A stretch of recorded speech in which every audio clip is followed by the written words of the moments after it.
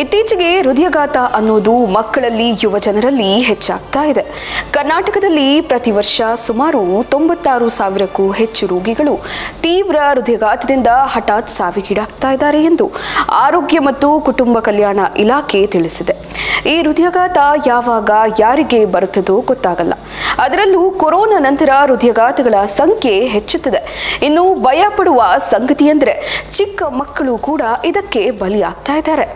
ಇಂಥದ್ದೇ ಒಂದು ಘಟನೆ ಚಿಕ್ಕನಾಯಕನಹಳ್ಳಿಯಲ್ಲಿ ನಡೆದಿದೆ. ಹೌದು, 16 ವರ್ಷದ ರಾಹುಲ್ ಬಿಜೆ ತೀವ್ರ ಹೃದಯಾಘಾತದಿಂದ ಮೃತಪಟ್ಟಿದ್ದಾರೆ.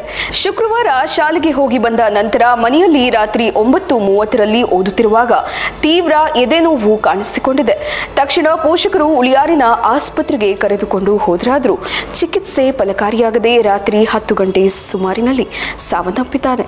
ಇಂತಹ ಘಟನೆಗಳನ್ನು ನೋಡಿದಾಗ SSLC ಹಾಗೂ PUC ಪರೀಕ್ಷೆ ಬರೆಯುತ್ತಿರುವ ವಿದ್ಯಾರ್ಥಿಗಳಿಗೆ ಶಿಕ್ಷಣ ಇಲಾಖೆ ಧೈರ್ಯ ತುಂಬುವ ಕೆಲಸ ಮಾಡಬೇಕಿದೆ. ಅಗತ್ಯ ಬಿದ್ದಲ್ಲಿ ವೈದ್ಯರ ಸಲಹೆ ಪಡೆಯುವುದು ಕೂಡ ಸೂಕ್ತ ಎನಿಸುತ್ತದೆ.